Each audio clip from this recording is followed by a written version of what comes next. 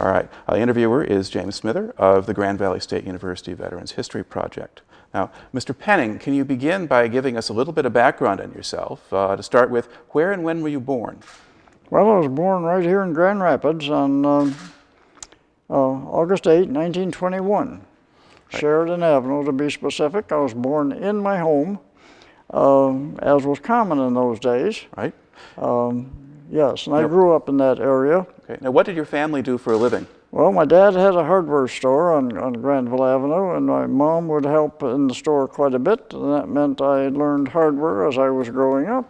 All right. And it was a good experience for me. I learned a lot about hardware. I tried to keep my mouth shut and not say too much and listen to people and observe interaction, and it served me well later. All right. Now, did you figure you would just go on and stay in the hardware business, or did you have other ideas for where you might go? Well, my folks would not have been unhappy if I'd have taken the store over later. But I wanted to go to college, and I tried that. I went to Calvin for 2 years after I graduated from Christian High. Then, we didn't have counselors at school those days, and my parents were immigrants. And they were hard put to guide me on what to do in the changing economy and changing world. So I did the best I could. I started out thinking it might be pre-med, but that was not for me.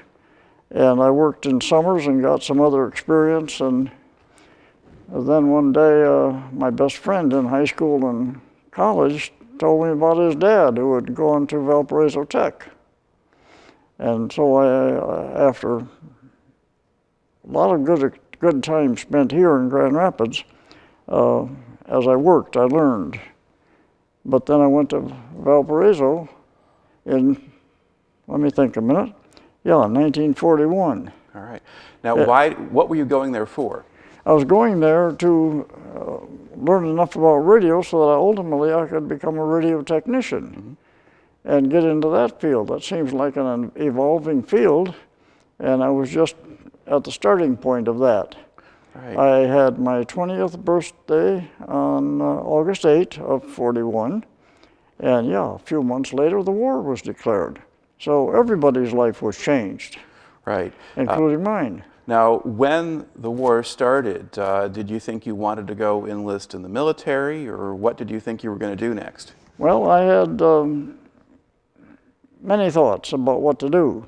I knew that I could become a ship radio officer, ship radio operator. Many openings on those cargo ships. Okay, so for the merchant marine then. Going to England, mm-hmm. And my head kept telling me, John, those are getting sunk at a high rate. That's possible. I want to do my part in the military, but that didn't seem like my prime choice. Possible, yes. And then one day American Airlines came, a representative, and at about the same time that he came, we also saw military staff coming to our school to refresh themselves or get other training. American Airlines wanted to hire flight radio operators. They needed men that had a commercial telegraph and telephone license, 2 licenses, second class, and it took a little time for me to get that, but when 2 trips to Chicago to take the FCC exam, and after I had passed those, I passed them the first time, not all the boys did, I applied to American, they accepted my application. All right, and then when was that? What's that? When did that happen? Well, that must have been in 42. Mm-hmm. Relatively early, I can't give you the month. They assigned me to Fort Worth. On a temporary basis, they indicated that openings at the moment were not available on their flight program with the military, but they would be shortly. And they would use me in their commercial services. And I was in Fort Worth a bit, and then I was in El Paso. Both good experiences for me.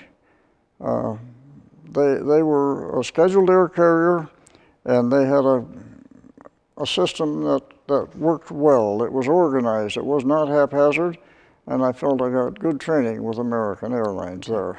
Now, what kind of duties were you performing for them? Well, actually, I was just a radio operator. The airplane is in the air, and behind me was an office for flight dispatchers, as they called them. There are two types of control in a way on an airplane while it's en route. One is the company's control, and that's where the dispatcher comes in hand. He guides them regarding weather and routing and things like that. And the specifics of staying away from other airplanes fall in the domain of air traffic control. The tower around the airport, and then en route, it's the air traffic control system that keeps airplanes from hitting each other. Yeah, they fly on an altitude behind each other and whatnot. We had no part in that. But in order for us to keep track of those airplanes, we had to have a means of communication. So they would report as soon as they had taken off. First they'd report to the tower and so on, and then they would report through us to the dispatcher. And the dispatcher wanted to know their position periodically and whatnot. And if things changed from the weather point of view, the dispatcher would so advise the pilot, keep him informed, and I was the go-between. Okay. So you're on the ground in the airport communicating between dispatchers and traffic controllers? Between the aircraft and the dispatcher. We kept them informed all the time. And if the dispatcher wanted to send a message, we would contact the flight. All right. So would you be talking then to the air crews in the air directly? We would talk directly to the air crew. The technology wasn't as good as it is today.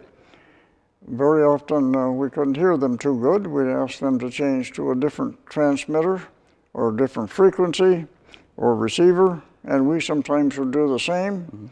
And during electronic storms and whatnot with interference, it was difficult. And I had a buddy over there, and I'd say, hey, I'm having trouble. Can you listen in? Sometimes between the two of us, we'd get them, and sometimes we didn't. Right. But safety was prime. All right. Now, about how long were you doing that kind of work? How long were you there in Texas doing that? I would guess that between El Paso and Fort Worth, about a year. I'm not quite sure of the time. Not much more. Not more than that. All right. Yeah. Now, during that time, were you exempt from the draft because of the work you were doing? I was subject to the draft, and because I was living in Valparaiso at the time the war was declared, my place of registry was the board in Valparaiso. And they knew the importance of people trained in the radio field.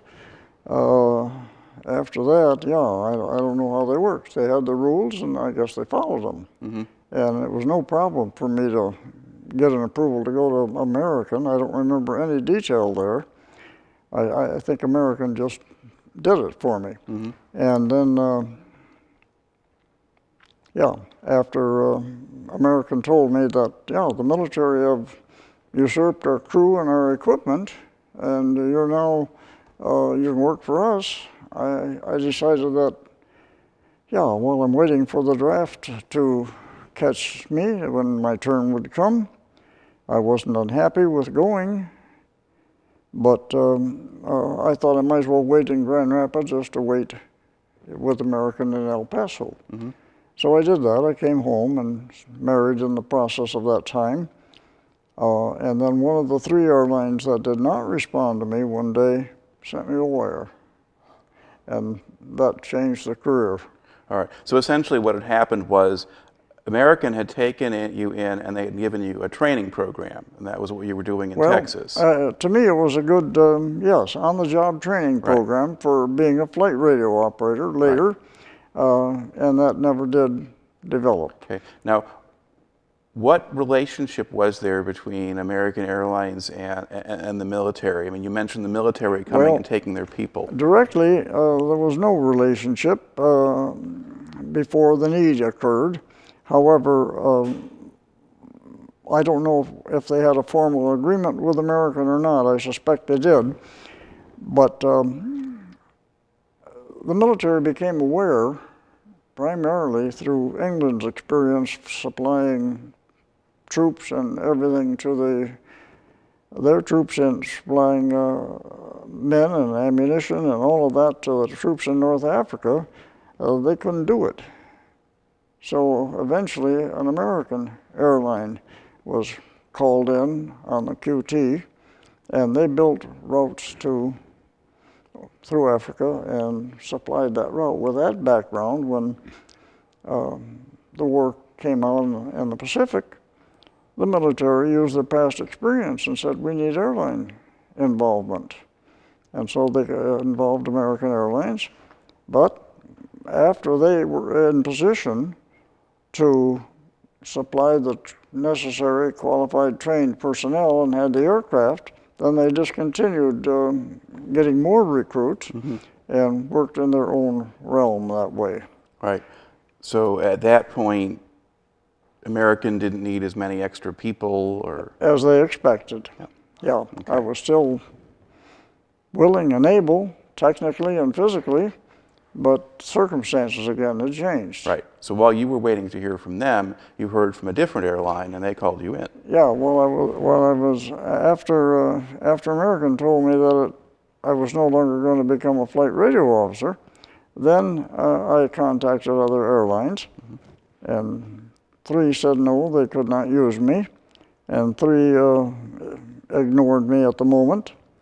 And subsequently, while I was in Grand Rapids, I got a wire from Alaska Airlines saying, we've contacted your draft board, and if you accept this job, and they gave me the salary and told me what it was roughly about, that the draft board would approve. Did I want to go to Alaska or didn't I?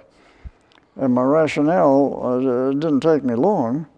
If the U.S. government, who was the deciding factor, considers my work sufficiently important to avoid going into the military, who am I to argue with that one? From a physical, personal point of view, that seemed wonderful.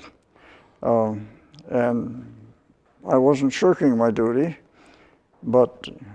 What did you know about Alaska before you went there? Well, I knew it was a territory of the United States. That's all I knew. And then, interestingly, they gave me the salary that I was going to get. And I thought, oh boy, man, that's a third more than I was getting in the States. What they didn't tell me is that the cost of living was higher there. Things had to be shipped up, right, instead of locally homegrown and made. All right. But it worked for me. They paid me adequately. Okay. Now, where did they base you when you got to Alaska? They based me in Anchorage.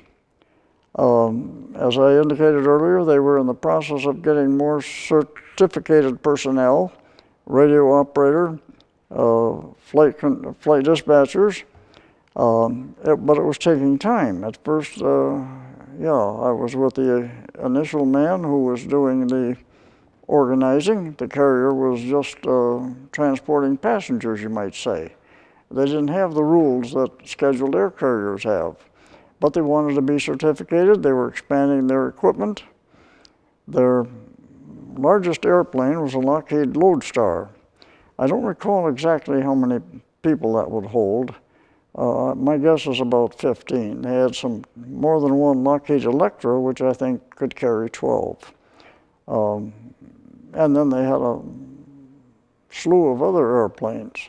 A Lockheed Orion, the same one that Lindbergh flew, same variety. Did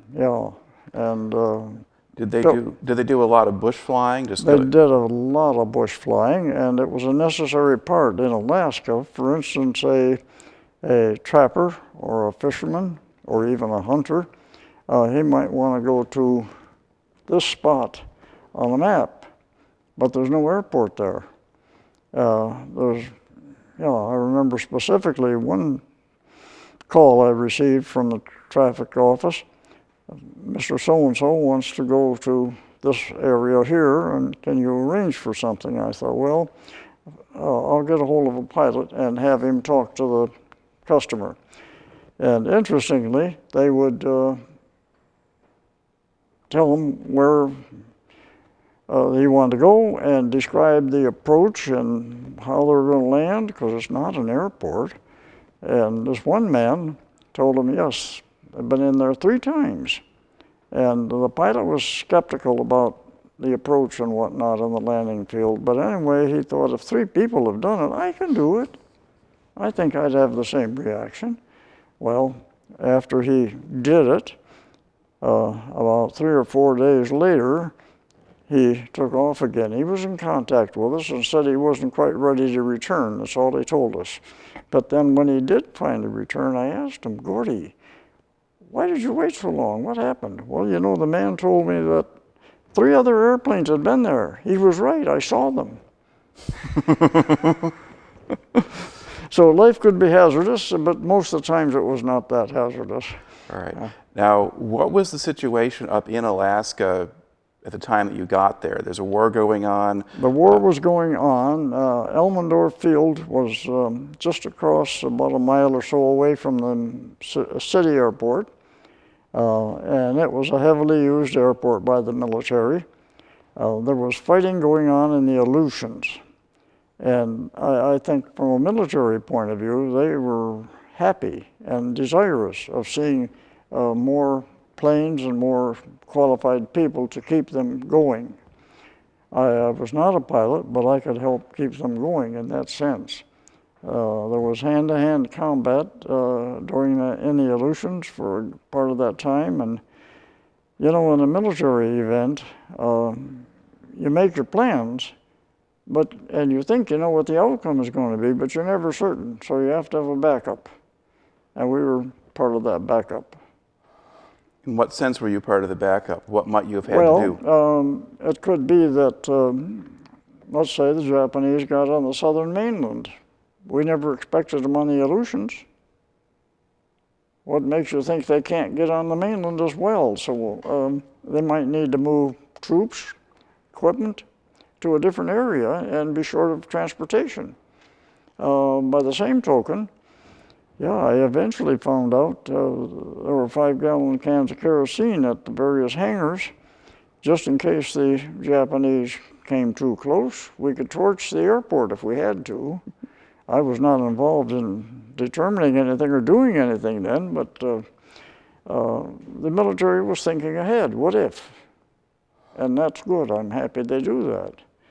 The what if that occurred to me, and I immediately put it out of my mind. What if they do come and they torch the airport? How am I going to get home? Mm-hmm. Home meaning here.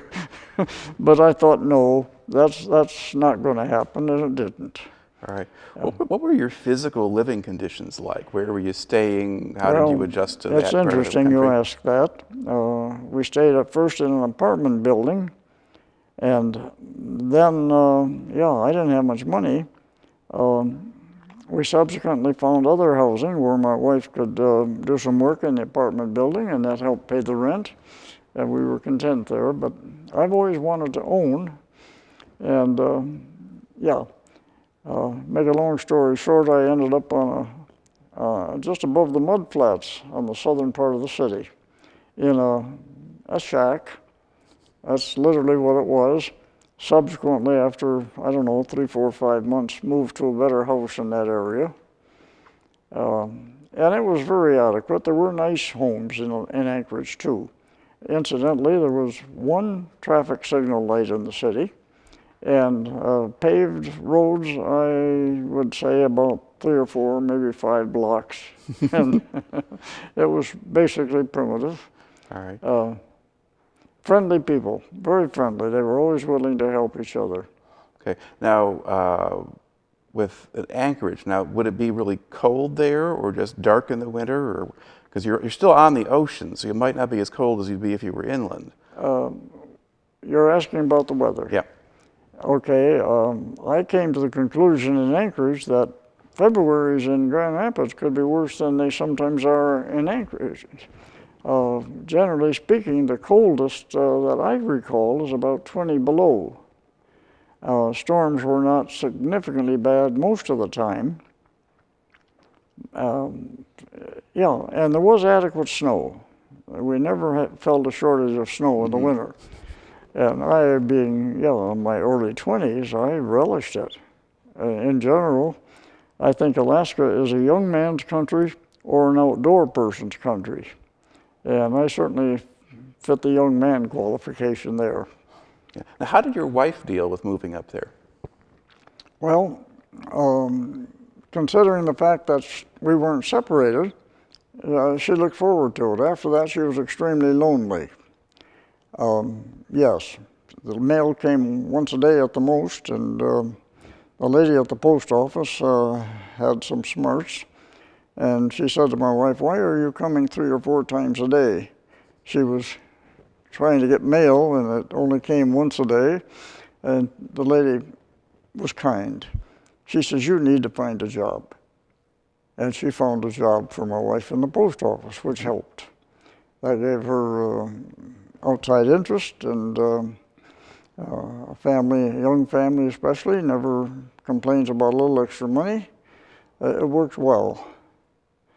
And that, her working, gave me a stepping stone to ultimately become a dispatcher myself, because I had free time and I studied in my free time, and it worked good. Yeah, she was lonesome though. She kind of was a mama's girl, and that's not a bad thing. She liked her family, and I approve of that. Yeah. Right. Now, was she able to make many friends there, or were there not a lot of women around? Well, she did make friends, and she had, another Alaska mother up there, because she couldn't confide in her own mother. It was too far away. We couldn't get on the phone like we do now. We send letters, and it took a time to get there. And how much detail do you put down in letters compared with talking to another person? So another lady and her, not an old lady, but a middle-aged lady, and she became very good friends, and she got a lot of motherly advice from that lady, and I was grateful for that. Now, what sort of working conditions did you have? I mean, how big was the airport? Who were you working with? Well, we were driven by a company vehicle from the city office to the airport, to and from. Our office was a rather humble shack. It had a radio in it for our use, and it had a desk for a man to do the planning and the dispatch work, if you want to call it that there. Subsequently, they used the same building after they got more staff. We had, for weather, that was interesting. We had 2 teletype machines that would bring us the hourly weather. And curiously, the only station I've ever heard of where you would periodically get the visibility reported in 100 miles. Most of them, if it was more than 10, it would just say 10 or 10 plus, I forget the exact thing. But 10 was what they showed, which meant it was unlimited, you might say. But Anchorage, if we could see Mount McKinley, then they'd show the visibility as 100. I thought that was unique. But yes, we did not have, as some airports had, a U.S. Weather Bureau office there that we could use. And so we, at the time when we needed a weather forecast for a flight, we'd call the military, and they cooperated. I often wondered why they didn't say, "Well, just a minute, I'm too busy right now," but they never once did that. They catered to us. It's as if they were on our payroll, which they weren't, obviously. Right. But they never said they were too busy or anything. They gave us all the information we needed, and if we needed some more information after we'd just hung up, that's fine. They didn't mind a bit. Right. Well, how good information could they give you? This is before the days of Doppler radar systems and all the kind of satellites and all the stuff we have now. Where would they get their information from, or how much could they give you? Well, at that time, there were weather maps available, and basically, the weather reports themselves were sent into the various forecasting offices. And then the forecaster the weatherman, if you want to put it that way, would take that information and plot where the pressures were and get the isobars in and determine where the lows were and which way they were going, and he would do all of that work. Okay. So you had to have stations or people reporting back into you in different parts of Alaska who could send the information in. Well, yeah, that is common practice, and they needed more than just Alaska because the weather all around us affects a given area, and that was available to the military, and but we weren't set up for that yet. I'm sure it could have been in, and it ultimately was, but at that time we had to work through the military. All right. Now, aside from calling them up and getting the weather from them, how much contact did you have with military personnel while you were up there? Well, the military, when they took leave, they were in Anchorage. That's right next door. So I would see them there. It bothered me. Here I am, a civilian, and when I'm off duty, and some of them are off duty, they're all GIs and I'm civilian. It bothered me. But I rationalized, as I had indicated earlier, that it was okay. Ultimately, a man who had been in the military, and a colonel in fact, the unit he was with were known as cutthroats. They'd fought the Japs hand to hand, and he was made operations manager. I don't know if he was still in the military or if he was released or what. But with his background, I went over to him and said, Colonel, on a personal matter, have you got a few minutes? And he gave me the time. And I told him my dilemma. Am I doing wrong by being a civilian here? Should I really be in the military instead? And he gave me an answer I liked. He said, at the beginning of the war, which meant in 41, yes, I would have been more used to the government. They needed all the manpower they could get. But now, he says, no way. You're much better, giving much better service to the government here than you would in the military. Well, that was one man's opinion, but it consoled me. All right. Well, what was it that you think you were contributing to the government? I mean, by working in a civilian airline, what was that doing that was helpful? Well, nothing that was visible. It was helping the airline. I was just a small cog in a big wheel. That's a simple way to put it. I was one person. They needed a better setup on their weather, on their communications. It was done at the airport in various areas by our own staff. We had our own company radio station all over. Just doing that and being part of an airline that was becoming a scheduled air carrier. And Alaska Airlines ultimately did get certificated. They had routes to the States, and they're a legitimate, recognized airline to this day. So in that sense, it was part of an overall plan for the good of the country. Right. And the military had in the back of their head, I'm sure, what if, and on the what if possibilities, it could have been a direct military use. Right. So if they needed more aircraft, more skilled personnel and so forth, Yeah. you were there to help Sure. out. All right. Now, did you stay in Anchorage the whole time you were up there in Alaska, or did they move you around? No, I did move around after the war. I ended up with a career with Pan American World Airways. I was allowed by Alaska Airlines to, on my days off, load permitting, and there was usually a jump seat in an airplane. I could ride on the airplane and learn. They knew I wanted to become a dispatcher. And one of my trips after the war stopped in August, I think, in 45. And then I decided I'm going to inquire. And I did two things really. One is I wrote to a professor, I don't remember where, in a college in northern Indiana, to the dean there, and told him my predicament. Do I want to go to should I go to radio school, or should I stay in an airline job, for instance? And if I go to school, I have no money, and I'm now married. I might have a child, and then, I could see mounting bills and grades going down.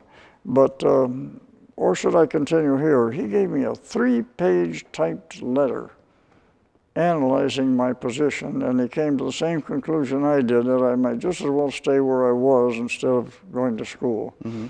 Well, whether he was right or not, I'll leave it to others to decide, but that's what I chose. And I thought then, well, I'm going to go to Anchorage, or rather to Juneau, on Alaska Airlines on one of my days off. There's a Pan American office there, and I'm going to ask them. Mm-hmm.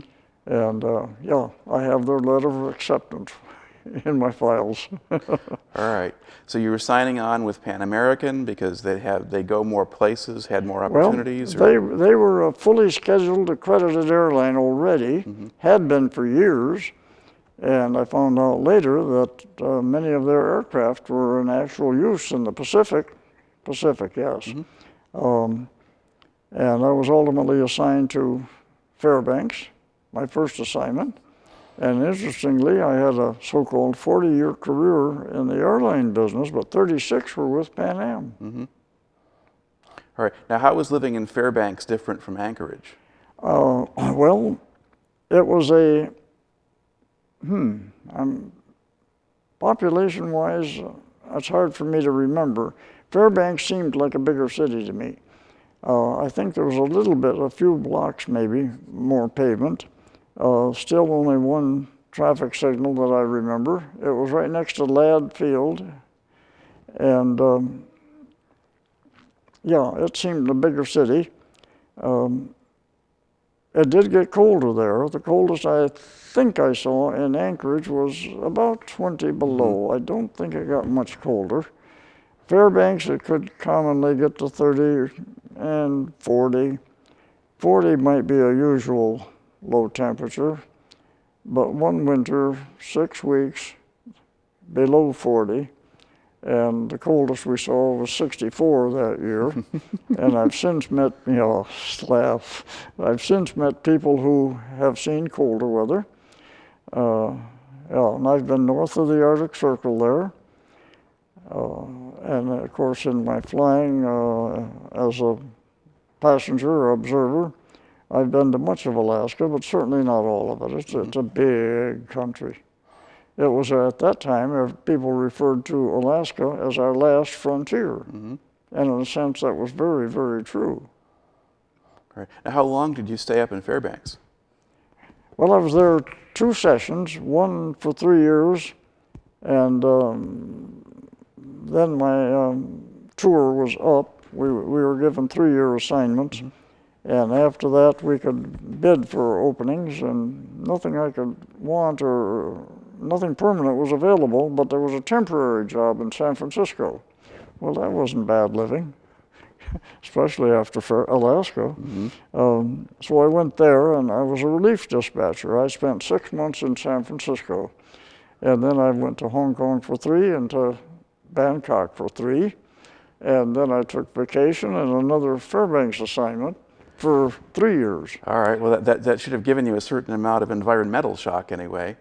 You go from the tropics up to Alaska. And, yeah. What was the experience like in Hong Kong? How would you describe that? It was, in a sense, just as scary as Anchorage was when the war was on. Because while I was there, the commies they overran Canton and were headed still toward Hong Kong.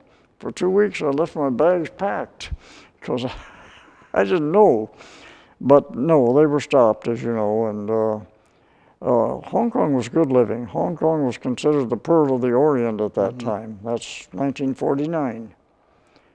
It was a wonderful city to me. Yeah. Now, did your wife go there too, or did she stay in the States? On a temporary assignment, no. But she did go with me to Bangkok on my 2-year assignment there. That was my only temporary assignment. Right. The rest of the assignments, my wife and children all came. Incidentally, I had 2 children, 2 daughters born in Fairbanks, Alaska. Yes. Mm-hmm. And then did you have more children in Bangkok, or? Well, I had a son born in Bangkok. I was there 2 years. I had daughter born in Honolulu. I was there 3 years on that assignment, and then I went to San Francisco for 5 years. All of that in dispatch, flight control, if you want to put it that way. And then I transferred to New York. I have 4 children so far. I transferred to New York to what they call operations control, where if the airline has problems in the Atlantic area or the Pacific or Latin America that the local area can't handle, it would come to the desk that I was on. Mm-hmm. And if there were 3 offices besides where I sat, and if the 3 offices couldn't settle it, then it came to my desk. So we just kind of kept the airline operational whenever there was a problem. We solved it and tried to, and our decision was final. They could go to a vice president, but he wouldn't bother us that day. He would the next. It was a hot seat, but my daughter was born there, so that gives me 4 girls and 1 boy. Mm-hmm. And just born all over the place. Yeah. How did your wife respond to having to pick up and move all of these different places? Well, that's very interesting because after the first assignment in Fairbanks, I could have stayed. She said, no, let's change. Yeah. And then while I was in Bangkok on a temporary, I had occasion again to get a permanent assignment, but she was while I was on a temporary assignment without the family, she went back here. And so I couldn't consult her too well. By the time I'd write and she'd ask a question and write back, the time would be gone. So I arbitrarily said, I'll take the second Fairbanks assignment. That works well. But then Bangkok opened up and she came with me, and she liked it. She liked it. It was unique. It was a foreign assignment. You had to learn the culture. You had, it was so different, it wasn't even funny. Our first time to have servants, and they sound wonderful, and they are wonderful. But until you understand them and they understand you, it's a big headache. It does take some getting used to have somebody we had cleaning up to after understand how it was to work with them, and my wife was not at all used to that. And many wives had difficulty in that area. You're used to your American way of doing things, and they are not. So there's a training period that you have to adjust to. All right. Now, you also wound up in some other places too, didn't you? You were in New York, you're in Alaska, you're in San Francisco, you're in Bangkok, you're in Honolulu. Did you make it over to Africa as well? I went from New York to Africa for 2 years.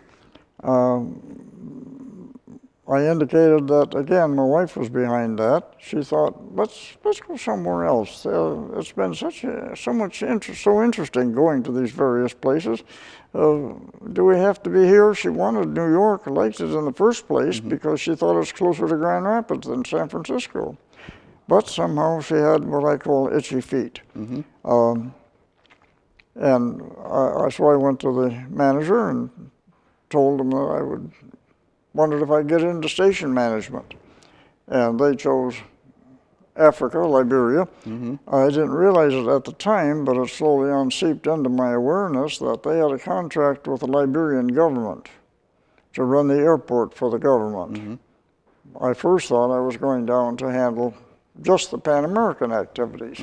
But I had that as well as running an airport, another man there with me in the management of it. And we handled all the other carriers, the international carriers that came through there. The Liberian National Airways had their own handling facility. And that was, all my assignments were very, very interesting, but that, in a sense, was the most unique. Hard for me to pick one over the other, but if I had to make a choice, I think it would be Liberia. All right. Well, did you have to manage a lot of ground personnel, Liberian people, or were they mostly just the airline people? We had a combination. We had second nationals, considering ourselves first nationals, and the second nationals would be European or French staff or things like that, as well as the local staff, and all told there were about 350. Yeah, less than 100, about 75 or so were second nationals, you might say.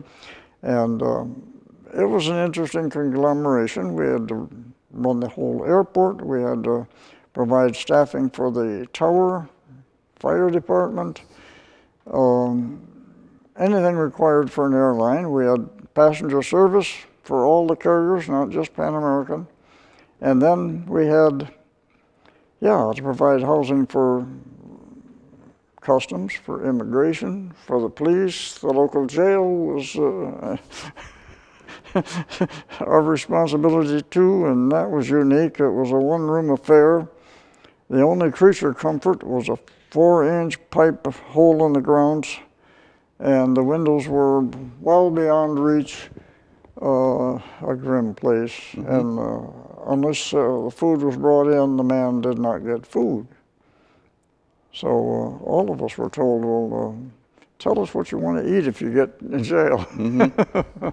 Yeah, they treated me uniquely, because if some of our staff would get into trouble, I could go to the authorities and get them released in my custody until such time as they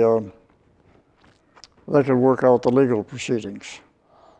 Now, was this a relatively stable time politically in that country? Yeah, it was. They've had problems since then. Tubman was president, and at that time it was very politically stable. Now, you had to be careful and live by their rules. Well, that's understandable. Someone comes to your house, they have to live by your rules within that house.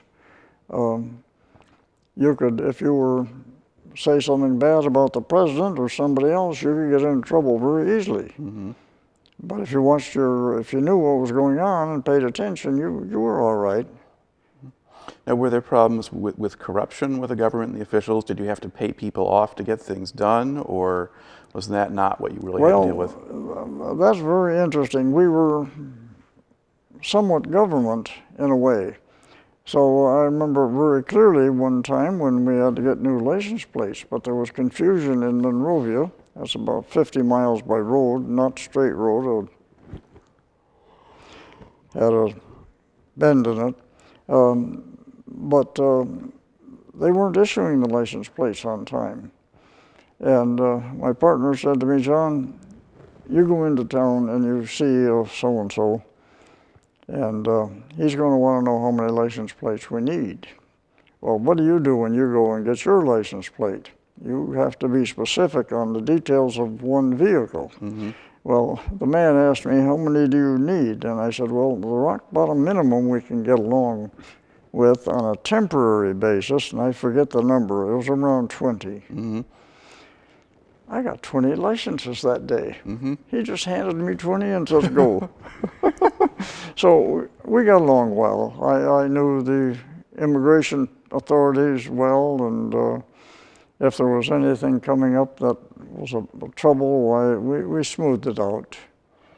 I've been in their courts helping them work out a problem that our employees might have, and it was not like our government. There was corruption, I have to confess. Now, how long did you stay there? 2 years. Okay. Two wonderful years. And the joy of it was there was a river right along the edge of the airport. So I lived on the airport premises, so to speak, on a river 6 miles from the Atlantic Ocean. And that was a pleasure. I did have a small boat, not a big one, small one, and we'd go to the ocean periodically and enjoy ourselves. Right. Now, did you have kids that were school age by then? I did. They had a school there that, was run by the people that was not officially a part of the airport. But I had 2 children that were taught up to 6th grade was taught by 2 teachers. I don't recall how many were there. Were they American teachers or Liberian teachers? Or? Well, one was an American, might have been British, that had married a local doctor, and the other one I don't recall. She was a foreigner, not a local person.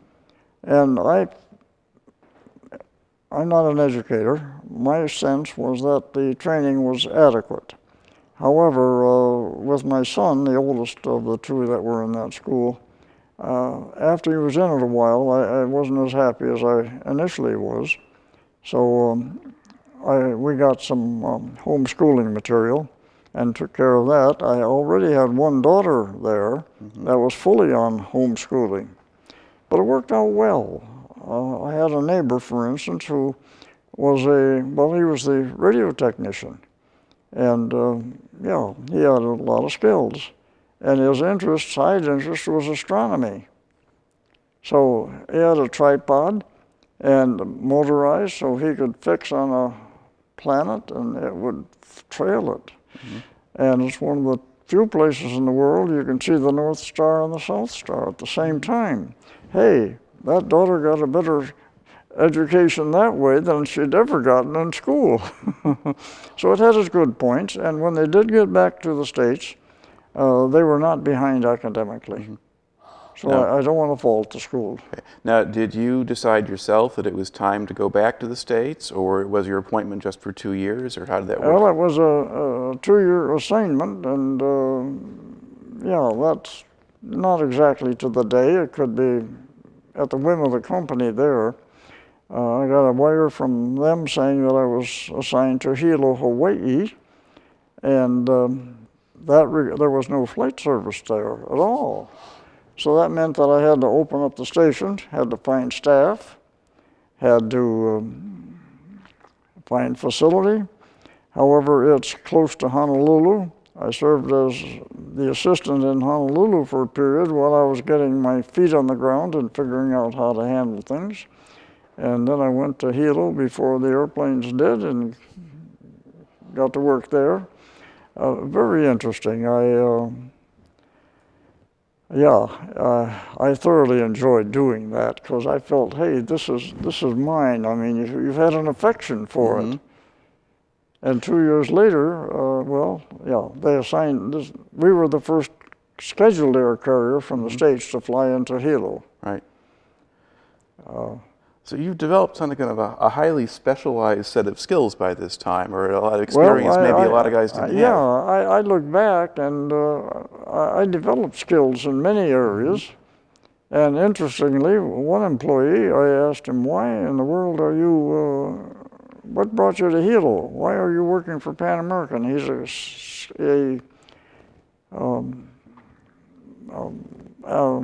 he was interested in volcanoes, a volcanologist. And he spent all his time off in the volcano, which was about 20 miles from there. And part of the time it was bubbling and erupting. Scary job. But he told me, he says, I wanted to live close to that volcano and I could get employment this way, so that for him it was a natural. Right. Now, so you say you basically stayed in the airline business for 40 years. Did you eventually settle down someplace, or did you just keep moving? Well, I moved from Hilo. I was in Alaska, or in Florida on vacation one day. I had been in Hilo about 2 years, and I got a call from my boss. And my wife was determined at that point that our next move should be somewhere in the States. She had finally had enough, she thought. And I can still hear this conversation. Frank was saying to me, John, we want you, we're reassigning you to Karachi, Pakistan. I said, Karachi? And my wife was on the other side of the room. I could still hear her saying, ask him what state that's in. And I was embarrassed, but Frank pretended he didn't hear that question, and I asked for permission to go over and look it over, and he said, you want to go? Fine, but it's not whether you are or are not going, you're going. So it was, they needed a man there, and I don't know what the urgency was to get me, but I did spend a good 10 years there.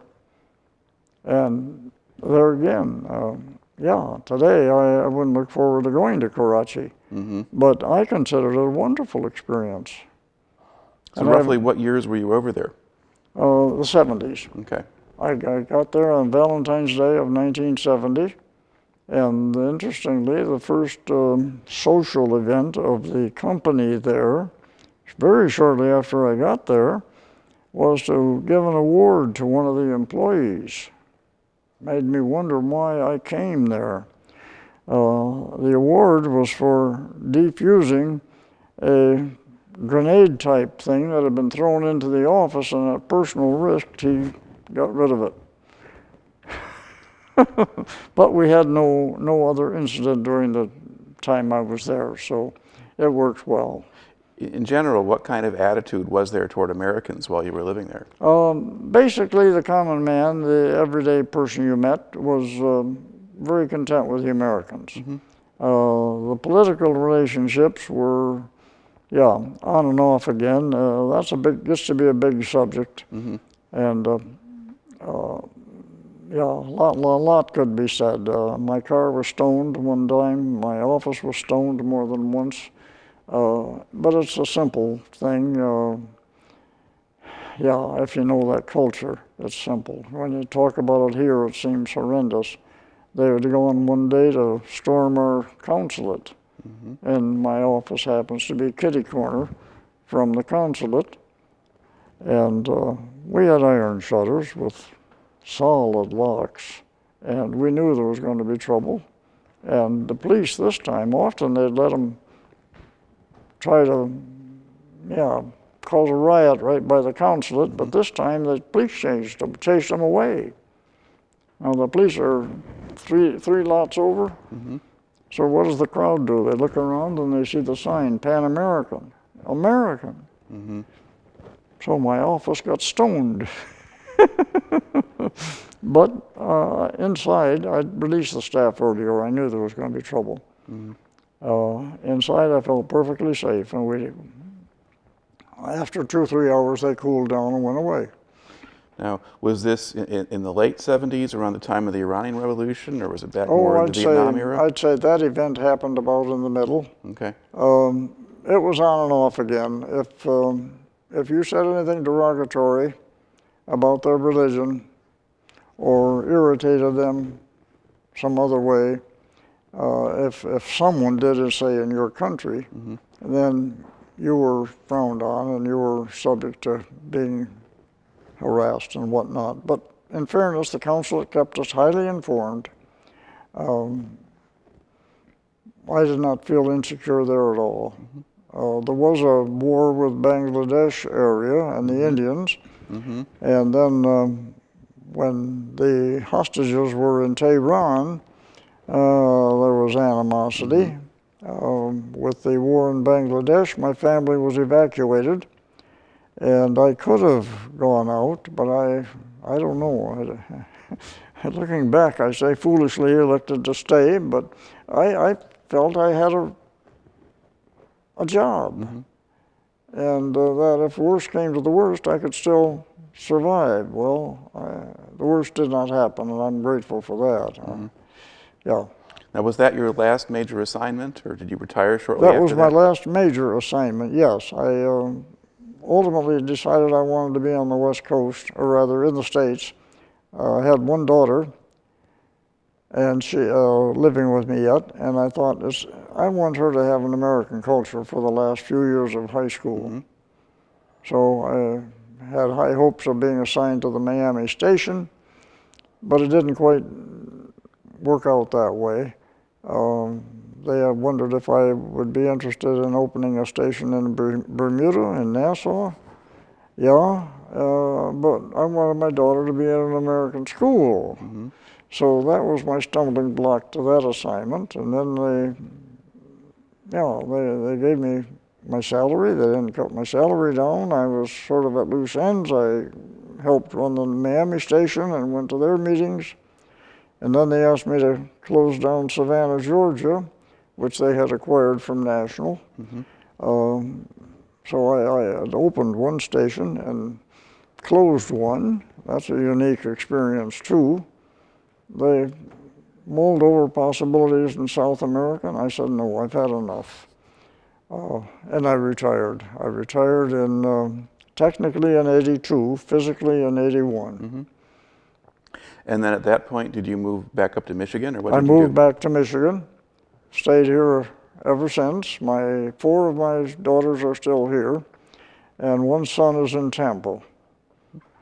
He's employed running a hotel. The four girls are here nearby, and yeah, I've asked them, did I do wrong by not letting you get your roots down? Because it bothered me as a parent. And they indicated no. We're happy. All of them have indicated that. We didn't mind. The culture, experience in each of those locations was unique. So I'm looking back and I think, well, yeah, I often wish I had my own roots down. But I've had what? Retired in '82 to '18, that's 28 years. So I'm 88 right now, I'll be 89 in August. I've had a rich life. God bless me richly. All right. Now, when you were, say, back in college, or even when you were doing your radio training in Valparaiso, did you have any idea you might wind up doing the set of things that you wound up doing? I had no clue, really. I was very naive. Looking back, all I can say really is someone was guiding me, because I got to Valparaiso, and the timing for me to find that employment was just perfect. Well, it could have been a couple of months earlier. Then I'd have been in the air over the Atlantic with American. Right. But this alternate wasn't a bad deal either. I thoroughly enjoyed it. It gave me a much longer career than a flight radio operator would have given me. So I'm looking back, I'm happy it turned out the way it did. Very scary, you know, when you know there's a war out there. Are you going to be on a ship that has a high degree of possibility of being sunk?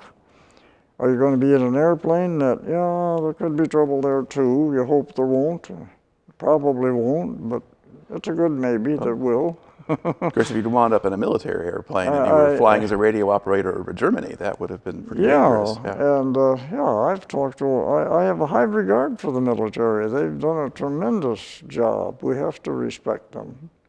Well, one of the things that often kind of gets left out, particularly in sort of histories of the Second World War, is the fact that there were a lot of civilians doing a lot of jobs and a lot of essential tasks and things like that, that wound up in their own ways kind of contributing to things. And their lives too were affected by the war and shaped by it, and they played a role in there too. So as we try to piece together the larger story by putting together these individual stories, it's actually very helpful to have a story like yours that helps us see, okay, what are the rest of the people doing? And when they were men of basically military age, as you were, what did they think about what was going on? And you've told us something about that, an idea of what your perspective was. I remember when I was with Pan American, they had a contract with the military, craft, civil, I'm not sure of this name now, Civil Reserve Air Fleet, let's call it that. And some of our airplanes had reinforced floors, the cargo, so that there'd be a overnight conversion for military if necessary.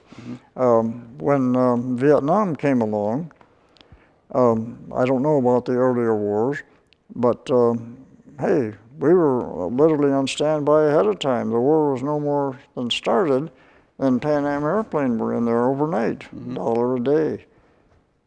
The military couldn't lose, and our airplane were available. So without any fuss, they had a fleet. Yeah. All right.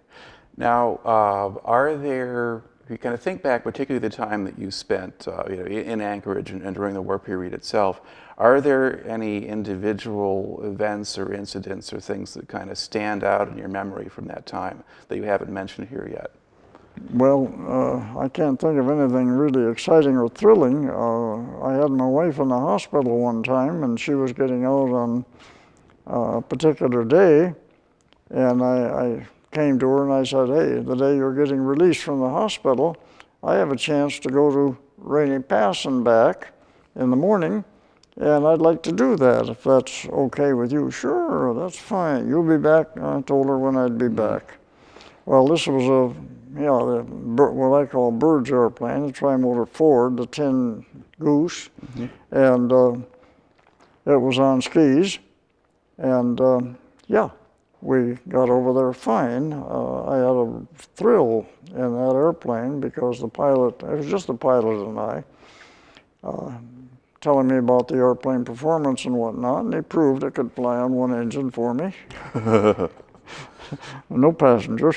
I said to him, Roy, I'm in the process of learning how to navigate and whatnot, and I'd like to let me give you the general direction of where to go, and you see if I'm doing it right. So I guided him to Rainy Pass just from what I knew of its location in the map. It was a good experience for me. But the interesting part, Rainy Pass was set up because it was a pass, the entrance to it, and the airlines all needed a weather report from that station, but there was none. So Alaska Airlines, before I got there, had made an arrangement with the Weather Bureau that they would staff it. One couple lived there permanently. They had a dog sled for transportation, and they had a transmitter for communication to Anchorage and an occasional supply flight. But the interesting part is the weather closed us down for 2 or 3 days. So my wife got out of the hospital with no John there, no husband. It was an understandable thing, yet it was hard to accept. Right. Well, did you have a way of letting her know what happened to you? Oh yeah, see, we had the radio contact. So we wired Anchorage, we were overnighting instead of coming back, and they in turn notified my wife and neighbors and people from church took over and helped her. She was afraid she was going to freeze that night, but it didn't occur. Yeah, I wish you look back and a lot of things in everybody's life they would change if they could. Well, yeah. It makes for a really pretty remarkable story and one that does fit into the larger purpose of our project. So thank you very much for coming in and talking to us today. Well, it's been my pleasure to do this and to reminisce. I have so many memories, it's not even funny, and my family does too. All right. Yeah, and thank you for inviting me. I appreciate it. All right.